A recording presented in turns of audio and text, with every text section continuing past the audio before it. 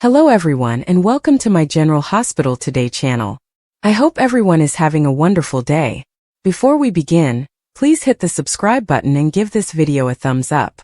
According to the General Hospital recap for Thursday, March 27th, Jason Morgan and Sonny Corinthos plotted an ambush in Toronto and wanted to know who the hitman's boss was.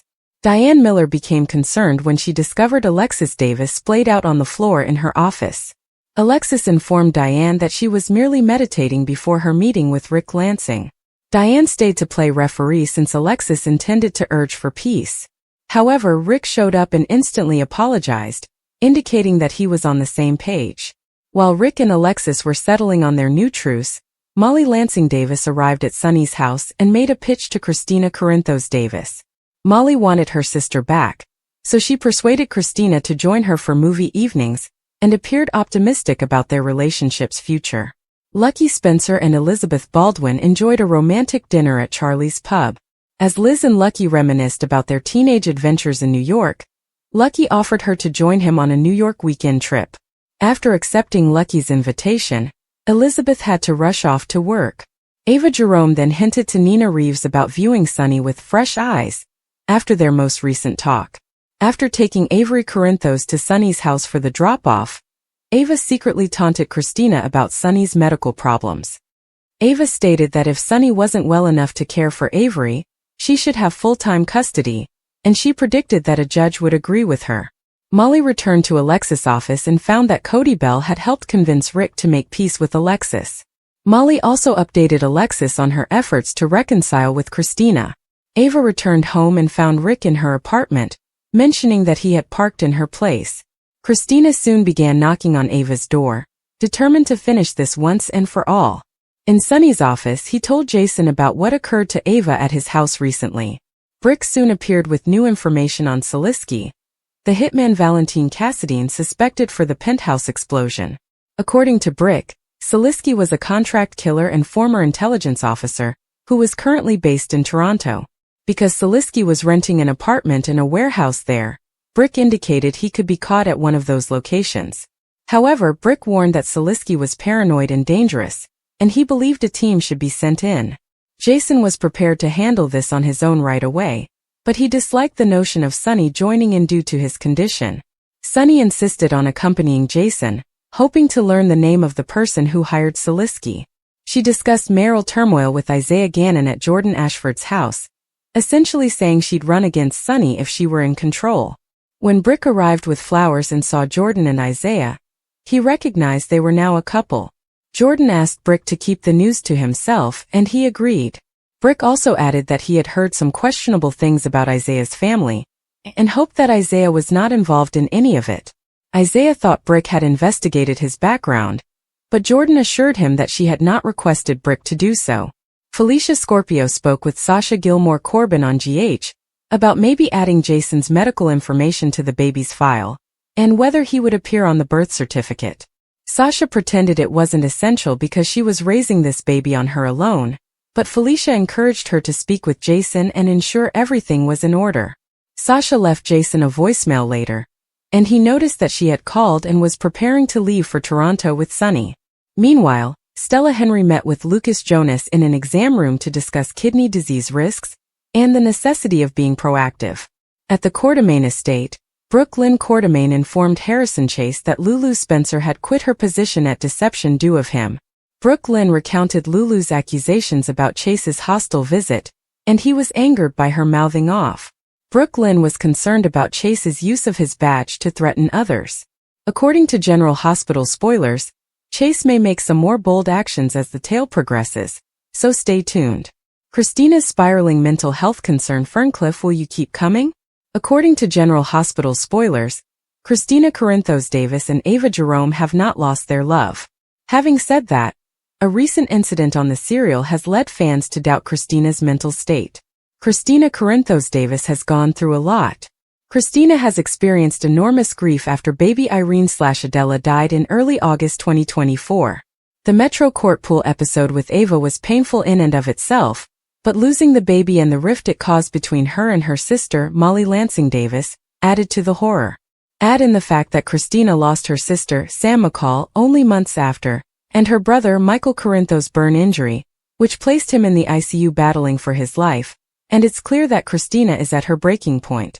Her argument with Ava in July resulted in a long litany of misery, so it's understandable that she's focusing on Jerome. Add in the fact that Ava is a horrible person, and it's no surprise Christina feels compelled to take matters into her own hands. Christina's not well. According to General Hospital spoilers, the moment in which Christina spoke at baby Irene/Adela's burial on Wednesday, March 26th was crucial. Christina seemed slightly agitated as she spoke to her kid, and stated that she needed to be the one to stop Ava.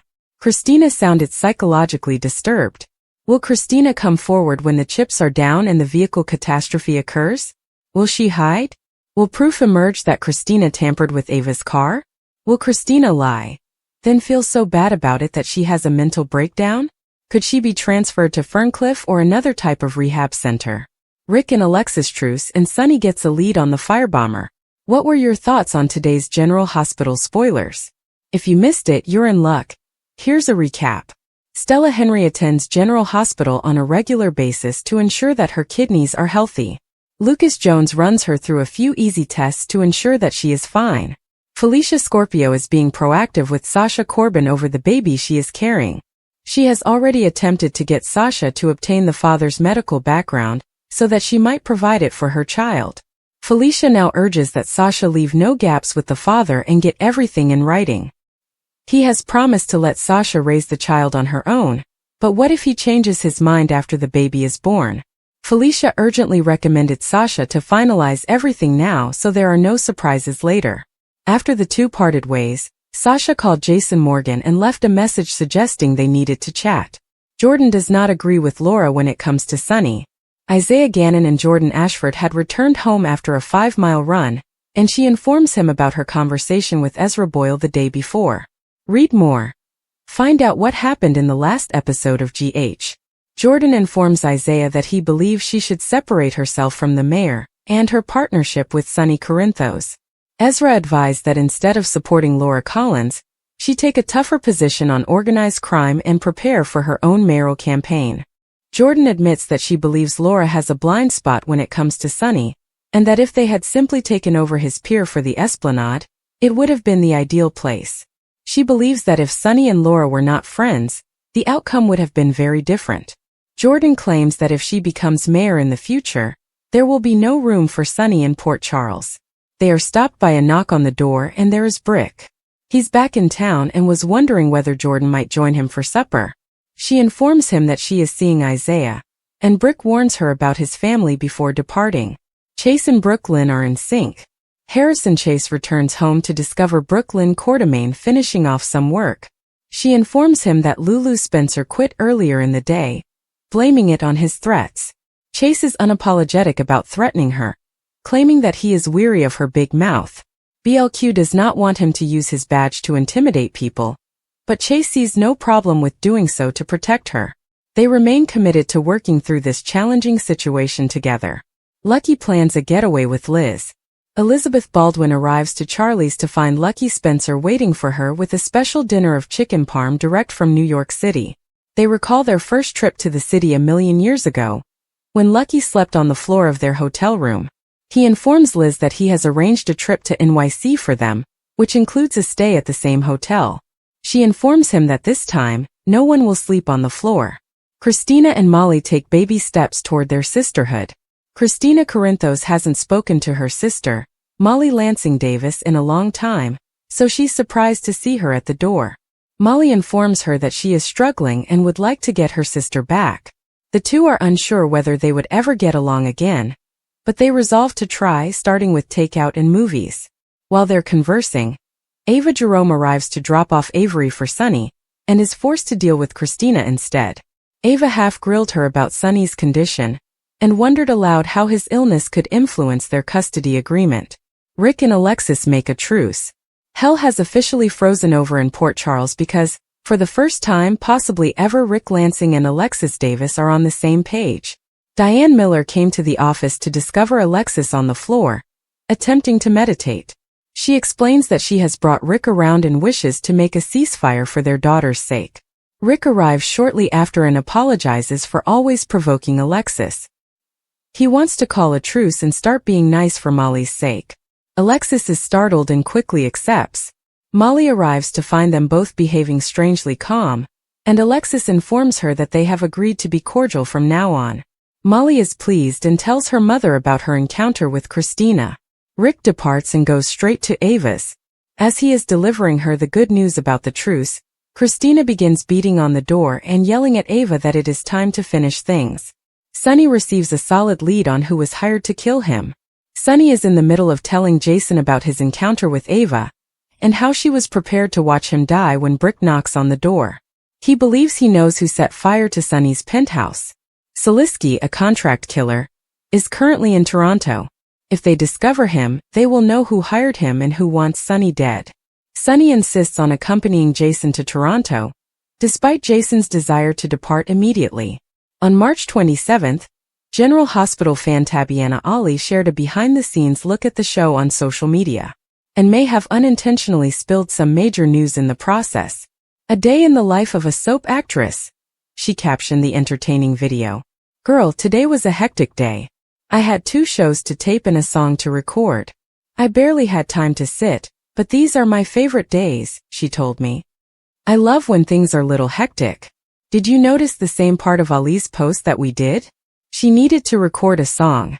And why would she have to do that unless ding, ding, ding? We're having a nurses' ball this year." Jason and Sunny's Toronto ambush. A pivotal moment in organized crime. The criminal underworld is fraught with betrayal, power struggles, and violent confrontations. But few incidents capture the raw intensity of mob warfare like Jason and Sunny's Toronto ambush. This brutal attack was not just a random act of violence. It was a calculated move in a high-stakes game of power, loyalty, and revenge. The ambush sent shockwaves through organized crime circles, reshaping alliances and leaving a trail of bloodshed in its wake. To fully understand the significance of this event, we must examine the key players involved, the circumstances leading up to the ambush, the attack itself, and its far-reaching consequences. 1. The key players: Jason and Sunny. Jason, the ruthless enforcer. Jason, last name often withheld for legal reasons, was a feared enforcer within his crime family. Known for his cold efficiency and willingness to eliminate anyone who stood in his way, he had built a reputation as a man who got things done, no matter the cost. His loyalty to his bosses was unwavering, but his ambition often put him at odds with rival factions. Sunny, the ambitious underboss. Sunny, on the other hand, was a rising star in the organization. Charismatic and cunning, he had quickly climbed the ranks, earning both admiration and envy. However, his rapid ascent made him a target. Some saw him as a threat, while others believed he was overstepping his bounds. His relationship with Jason was complicated. While they were once allies, tensions had been brewing for months. 2. The build-up to the ambush. A power struggle within the family. The crime family Jason and Sunny belonged to was undergoing internal turmoil. The old guard was losing its grip, and younger, more aggressive members were vying for control. Jason, aligned with the traditionalists, saw Sunny's growing influence as a direct challenge. Betrayal and broken trust. Rumors began circulating that Sunny had been making secret deals with a rival faction, a cardinal sin in the world of organized crime. Whether these allegations were true or merely a smear campaign remains debated, but they were enough to seal his fate. Jason, ever loyal to the family's leadership, was tasked with sending a message. The setup in Toronto. Toronto was chosen as the location for the hit due to its distance from the family's usual territories, making it easier to carry out the attack without immediate retaliation. Sunny was lured there under the pretense of a high-stakes business meeting, unaware that he was walking into a death trap. 3. The ambush, a brutal and calculated attack. The meeting at the warehouse. On the night of the ambush, Sunny arrived at an abandoned warehouse in Toronto's industrial district, accompanied by only 2 bodyguards. A fatal underestimation of the danger he was in. Jason, along with a hand-picked team of hitmen, had already taken position. The sudden violence. As Sunny entered the building, the lights cut out. Gunfire erupted from multiple directions, catching him and his men completely off guard. The attack was swift and merciless, Sonny was hit multiple times before he could even draw his weapon. His bodyguards were gunned down within seconds. The aftermath of the shooting. When the smoke cleared, Sonny was left bleeding on the concrete floor. Jason approached, delivering the final shot at point-blank range, a signature mob execution. The message was clear. Disloyalty would not be tolerated. 4. The fallout repercussions in the underworld. Retaliation and escalating violence. News of the ambush spread quickly, sparking outrage among Sonny's allies. A bloody gang war erupted, with retaliatory hits occurring across multiple cities. The once unified crime family fractured into warring factions, each seeking vengeance. Law enforcement crackdown. The brazen nature of the Toronto ambush drew intense scrutiny from law enforcement. Police and federal agencies launched major investigations, leading to arrests and the dismantling of several criminal operations. The violence had drawn too much attention, forcing many high-ranking members into hiding. Jason's downfall. Ironically, Jason's loyalty did not save him. As the body count rose, his own bosses saw him as a liability, a loose end that needed to be tied up. Within months he too was found dead, a victim of the same ruthless world he had helped perpetuate. 5. The legacy of the Toronto ambush. A lesson in mob justice. The ambush became a cautionary tale within organized crime, a reminder that no one is untouchable. Even the most powerful figures could fall if they underestimated their enemies or overplayed their hand. Inspiration for media and pop culture. The sheer brutality and dramatic tension of the event have inspired numerous books, documentaries, and even fictionalized portrayals in crime dramas. The ambush is often cited as a real-life example of how quickly alliances can shift in the criminal underworld. The end of an era? Some argue that the Toronto ambush marked the beginning of the end for traditional organized crime structures. With law enforcement becoming more sophisticated and younger criminals favoring decentralized operations, the old-school mob wars may be a thing of the past. Conclusion. Jason and Sonny's Toronto ambush was more than just a violent confrontation. It was a turning point in organized crime history. It exposed the fragility of criminal empires, the price of betrayal, and the inevitability of downfall in a world built on violence. While the streets may have quieted since then, the echoes of that night still resonate. For those who study the underworld, the ambush serves as a grim reminder. In the game of power there are no winners, only survivors, and even they don't last long. Christina's spiraling mental health concern. Ferncliff's Day coming? The unfolding drama surrounding Christina's deteriorating mental health has become a central point of concern for those closest to her. Once a vibrant and resilient individual, Christina's recent erratic behavior, emotional outbursts, and increasing detachment from reality suggest a deep psychological crisis that can no longer be ignored. Friends and family have watched helplessly as her condition worsens, raising urgent questions about whether professional intervention is necessary, and if a stay at Ferncliff Psychiatric Facility might be the only viable option left to stabilize her before it's too late. The warning signs of a breakdown. Christina's decline has not been sudden but rather a slow, painful unraveling marked by several alarming red flags. Those who know her best have observed drastic mood swings. One moment she is eerily calm, the next, consumed by uncontrollable rage or despair. Her ability to maintain relationships has crumbled. She isolates herself for days, ignoring calls and messages, only to reappear with wild accusations or paranoid theories about those around her. Sleep disturbances, erratic eating habits, and a general neglect of personal hygiene further indicate that she is no longer functioning at a baseline level. Perhaps most disturbing are the instances of dissociation, where Christina seems to lose touch with reality entirely. She has been caught speaking to people who aren't there, reacting to invisible stimuli, and even experiencing memory blackouts where she cannot recall entire conversations or events. These symptoms strongly suggest a severe mental health disorder, possibly bipolar disorder, schizophrenia, or a trauma-induced psychotic break, that requires immediate professional evaluation. Failed interventions and growing desperation. Despite multiple attempts by loved ones to intervene, Christina has resisted help at every turn. Gentle suggestions to see a therapist have been met with hostility, and when she did briefly attend counseling, she either downplayed her symptoms or refused to engage meaningfully in sessions. Her denial runs deep, fueled by a combination of fear, shame, and the distorted belief that she can fix herself if given enough time. However, time is a luxury Christina may not have. Recent incidents, such as public meltdowns, reckless decisions, and self-destructive behaviors, have escalated to the point where her safety is in question. There have been close calls involving self-harm, and her loved ones now live in constant fear of receiving that phone call, the one confirming their worst nightmares. The question is no longer if she needs help, but how to get it for her when she refuses to acknowledge the severity of her condition. Ferncliff. A last resort? Ferncliff Psychiatric Facility has been whispered about among Christina's inner circle as a potential solution.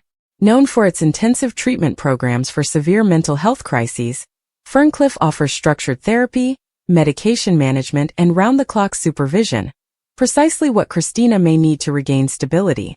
However, the idea of involuntary commitment is fraught with ethical and emotional complications. Would Christina agree to go voluntarily, or would her family have to pursue legal avenues to force her into treatment? The thought of stripping her of autonomy is agonizing for those who love her, yet the alternative, watching her spiral further into illness, is unbearable. The legal process for involuntary commitment is complex, requiring documented proof that she is a danger to herself or others. Given Christina's unpredictable behavior, gathering such evidence may not be difficult, but the emotional toll on her family would be immense. The stigma and fear surrounding psychiatric care. One of the biggest barriers to Christina accepting help is the pervasive stigma surrounding mental health treatment, particularly inpatient facilities like Ferncliff. Despite modern advancements in psychiatry, outdated stereotypes of insane asylums still linger, fueling Christina's terror at the thought of being locked away. Her fear is not entirely irrational. Historically, psychiatric institutions have been sites of abuse and neglect, but Ferncliff's reputation is one of compassionate, evidence-based care. Convincing her of this, however, may be impossible in her current state. Additionally, Christina's pride plays a significant role in her resistance. She has always been fiercely independent, and the idea of being perceived as broken or unstable is intolerable to her. This internalized shame only worsens her condition, creating a vicious cycle where her refusal to seek help leads to further deterioration, which in turn makes the need for intervention even more urgent. The ethical dilemma: autonomy versus safety. The core conflict surrounding Christina's situation is the balance between respecting her autonomy and ensuring her survival. Rick and Alexis truce and Sunny gets a lead on the firebomber. In the ever-evolving world of General Hospital, tensions run high, and alliances shift as quickly as the tides. The latest drama unfolds with two major developments: Rick Lansing and Alexis Davis finally calling a truce, and Sonny Corinthos getting a crucial lead on the firebomber who has been threatening his empire. These intertwined storylines promise intense emotional moments, strategic maneuvering, and possibly life-altering consequences for the characters involved. Rick and Alexis. A truce years in the making. Rick Lansing and Alexis Davis have had a complicated history, full of betrayals, legal battles, and personal grievances. As two strong-willed attorneys, their clashes have often been just as intellectual as they were personal. However, recent events have forced them to reevaluate their long-standing animosity and find common ground. The history of their conflict. Rick and Alexis' history is deeply entangled with love, betrayal, and professional rivalry. Rick, once a power-hungry and morally questionable lawyer, has often found himself at odds with Alexis, a woman whose moral compass has fluctuated but always leaned toward justice. They share a past that includes romantic entanglements and bitter custody disputes over their daughter, Molly Lansing Davis. Their inability to see eye to eye over the years has caused significant turmoil, not just for themselves but for their family. A shared enemy brings unity. Despite their differences, Rick and Alexis have come to realize that they share a common enemy: the escalating threats against their loved ones. Rick, who has always had a tumultuous relationship with his half-brother, Sonny Corinthos, finds himself inadvertently drawn into the latest mob conflicts. Meanwhile, Alexis, as a mother and an attorney, is caught in the crosshairs of dangerous forces threatening Port Charles. When a new crime wave threatens the safety of Molly, Christina, and the rest of their family, Rick and Alexis are forced to put aside their grievances. They realize that their ongoing feud only serves to weaken them in the face of external threats. With this newfound understanding, they agree to a truce, not out of friendship but out of necessity. The safety of their daughter takes precedence over their personal grudges. The terms of their agreement. The truce comes with clear conditions. Cooperation in legal matters. Both agree to support each other in any legal issues that arise, ensuring that Molly's well-being remains the top priority. Communication without hostility. They agree to civil discussions and decision-making regarding their daughter. Joint protection against threats. Given the dangers surrounding Sunny and the mob world, Rick and Alexis promise to share any information that could protect their family. This agreement doesn't mean their issues are magically resolved, but it lays the foundation for a more stable future. Trust may take time, but for now they are willing to work together for the greater good. Sunny's pursuit of the firebomber. While Rick and Alexis focus on their truce, Sunny Corinthos is on a mission of his own. The recent firebombing incidents have put his empire at risk, and he is determined to find the culprit before more damage is done. The aftermath of the attacks. The firebombings have sent shockwaves through Sunny's organization. Several of his properties have been targeted, causing significant financial loss and endangering innocent lives.